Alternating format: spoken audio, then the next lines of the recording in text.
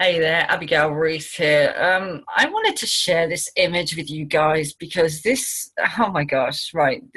This here is a champagne magnum tin, and it made quite a handy doorstop for quite some time because the little bag of coins there, they're 2 pence pieces. And if you're in the States, they're worth less than half of what a nickel's worth. So to give you an idea, they're 2 pennies basically. I guess that was pretty obvious, right? But anyway, I had that tin was about three quarters full every time I had any 2p's in change, because at the time I was purely dealing with cash. I didn't have cards or anything like that. I mean, I had a bank card, but mainly I would buy things and shop and things like that in cash. Um, and have to budget very, very, very carefully. But any spare change I had of the 2 pence variety, I would just throw in that tin. Now, over about a 10-year period, I almost filled this tin up. And each bag there is £1 worth of 2 pence pieces. But while it was great as a doorstop, because my door, especially to this room here, it had like a spring closing on it, so I would prop the door open with that. It was like fire safety doors or something, and after trapping my finger in one, I had it removed from my son's door, and I had it removed from the lounge, but I just always kept it on this room here. So I would use the that Magnum tin for a good doorstop. But I've been so broke in the past. I've literally carried like £20 worth of those down to the bank, had them changed over into a £20 note just so I could like buy some food or pay something. And these things are heavy as well. I remember one time I took a walk down to the bank, and I live about a mile and a half out of town. I didn't have a car or anything. And I carried these, and I was so like, it hurt, the bag was heavy, it hurt. And I carried them down to the bank, and I literally missed the bank closing by 10 minutes, and I had to carry them all the way back home. I mean, just God, some of these things that I've had happen like that over the years, and this actually was when I was working for my last job as well, which just the sheer irony of that, because when you're working a job, you don't, especially you're working full-time hours, you don't expect to not even be able to afford, to live properly. I mean, it's just crazy. The pay was really crappy, and the work was horrible, and the shifts were long, and I really, really hated it. I would come home with a headache, or just so flaked out I had no energy to even enjoy the evening. I would get home about 9 o'clock at night, and then I'd have to be like asleep really by midnight because of getting up at 6:15 in the morning, and that's only having like not even a full 8 hours sleep. If I wanted a full 8 hours sleep, I would get home, shower, quickly have a bite to eat, and then I'd be going to bed. So there was no real time there. Okay, I wasn't doing that 5, 6, 7 days a week, but I was doing it actually 3. But the shifts were condensed by being long shifts. So sometimes I do 3 days in a row, and for the first 2 days of my 4 days off, I would be so tired, and my head would just want to explode from all the noise. And I mean, it just got really, really stressful.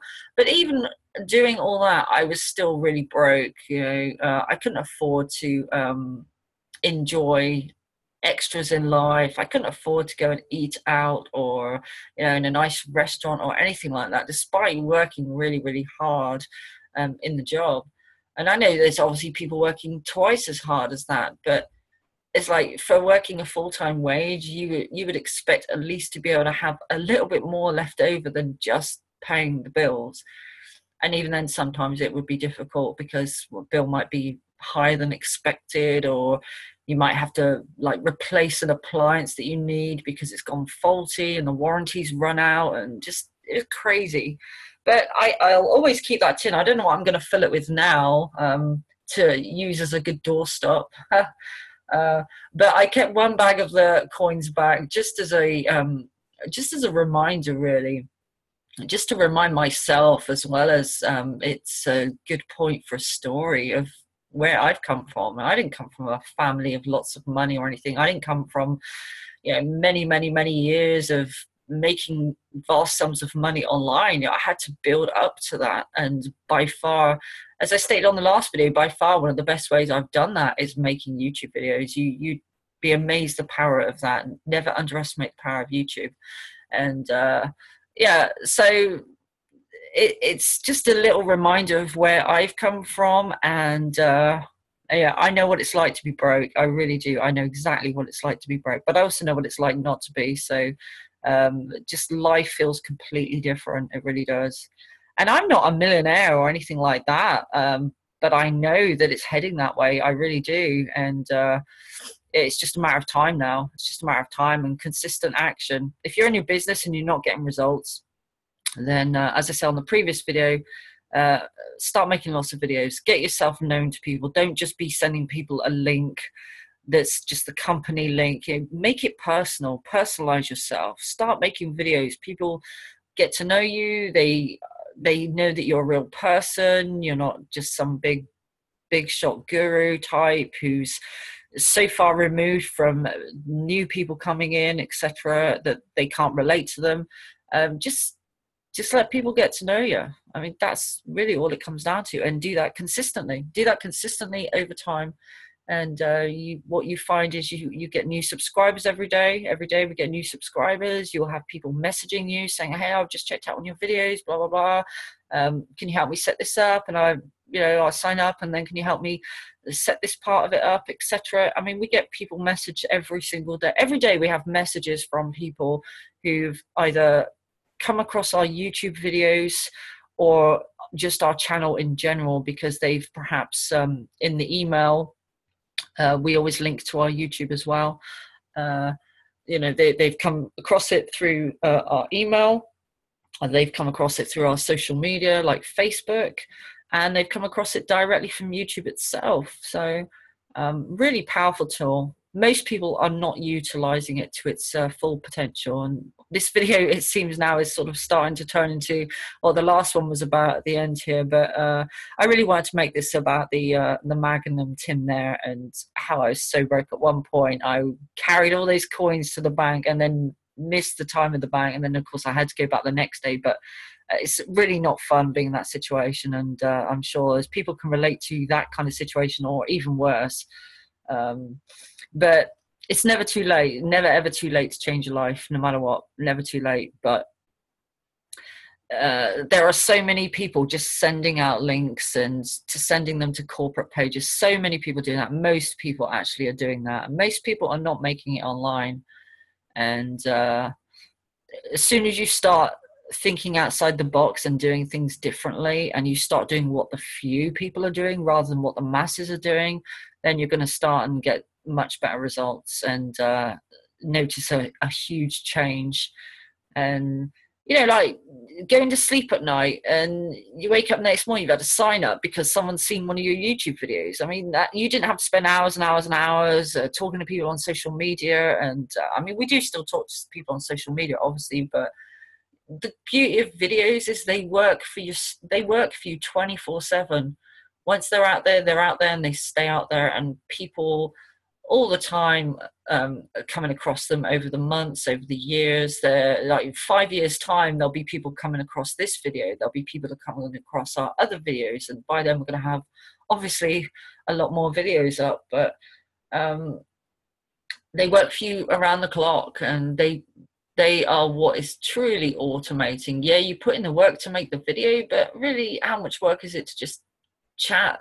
Just sit and chat, talk from your heart, just sit and chat, and or give a bit of value on a training that you do. We've done many videos like that, and over time they just accumulate. And you see people who sign in a lot of people fast. You can be sure they've got a YouTube presence. You can be sure that they're posting on their Facebook wall every day. You can be sure that they're reaching out to people as well. I'm not going to say it's easy to really become successful online. It's not. It takes a lot of learning curve. It takes pushing yourself in directions that you don't think about even doing at the start.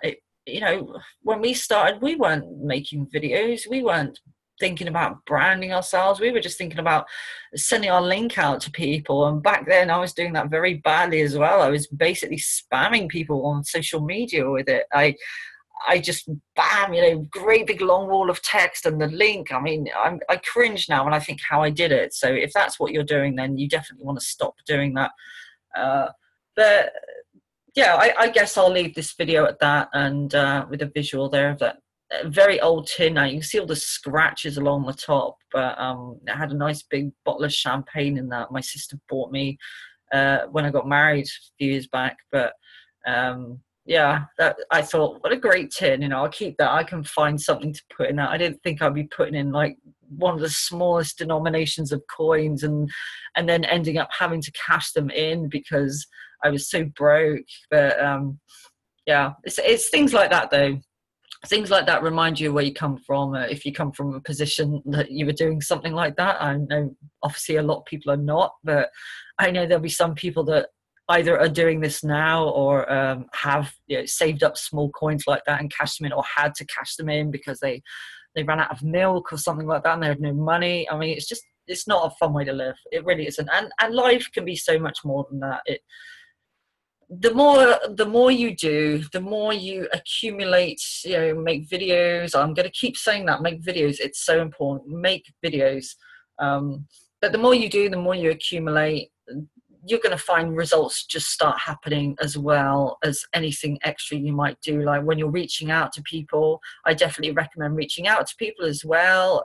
If you can afford to run paid traffic, then do so, or use a plan that self-funds the traffic, which is what we're doing. So we're using several things as well. I mean, yeah, I still reach to people on social media. I just don't do it anywhere near as much as I used to. And in fact, most of my time now, to be honest, goes on making videos. That's where most of my time is spent now, is making videos and making videos and making videos. That's 3/4 of my work, if I could even call it work. Because let's face it, I'm sat here at home in front of my laptop. I've got a cup of coffee next to me, and I'm just talking into my computer and just talking about experiences, or, you know, what I used to do for a living, or what's really helped me in my business. It's not really like work at all. And last night, I was up till 3 a.m. last night. Joseph and I were just like brainstorming and just both so fired up, couldn't get to sleep at night. And when it's like that, it just really doesn't feel like work. It's more of just, it becomes part of your lifestyle. And I don't feel like I'm even working doing this, even though it is, and even though this builds my business, and even though this brands me, and even though this you know, creates massive momentum, and it really does. It really doesn't feel like work. I've spent hours and hours and hours a day just networking with people, you know, reaching out with people, having long conversations with people, trying to get people to see my link and things like that. And you can, yeah, I'm not saying that doesn't work. It has worked. We have built something pretty substantial from doing that in the early days, and last year, and something else we were doing as well. We built up between us a team of about 400 people. So yes, it does work, but it's nowhere near as effective as making videos. And you don't want to be spending 10, 16 hours a day, six and a half days a week for the next 20 years doing that. You know, the idea is you build it up, you get the momentum, and then you can do a lot more automated stuff. Like our videos, they're going to stay out there. We're going to have people finding our videos. We have people find them every day. We have subscribers join every day. You know, people find our videos and they reach out to us. That's how it's happening now. So when we do some reaching out to people, we're not starting with a position of, if we don't reach out to people today, we're not going to get results, because we're already getting results from doing things like this, like making this video. So it's a really powerful tool. We have a couple of well, really we have 3. They're all very different, but they're all very successful. And this is another valuable thing that we learned, is that if you look at what people who are doing well are doing, then if you do the same kind of things that they're doing, but you just put your own spin on it, then you're going to get the same results. It's just a matter of time. The only difference is then at that point is that they've been doing it longer. And instead of making all the mistakes that people make in the beginning, they've already made those mistakes. They've already learned. If you keep doing it long enough, eventually you're going to figure it out. If you're making videos, you're making lots of videos and you're not getting any results at all, then your business will teach you what you're doing, will teach you where you're going wrong as well. If you're making lots of videos and you're not getting any results, it's worth looking at what you're doing on the videos. Is it that they can't tell what you're saying? Is it that they can't hear you? Is it that you're not really saying anything? You're saying a whole lot without even really saying anything. Is it that you're not utilizing keywords? If you don't know how to utilize keywords, learn how to utilize keywords, because then your videos are going to get found, because people will typing in certain things into YouTube, and your videos will show up because of the keywords you have in there. I mean, we can help with keywords, definitely, if anyone wants any help with that, but it's worth taking the time to learn to do that.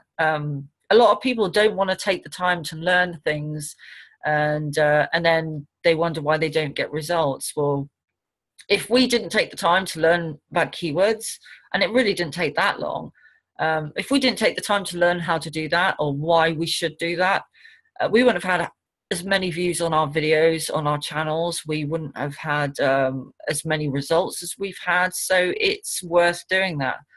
And,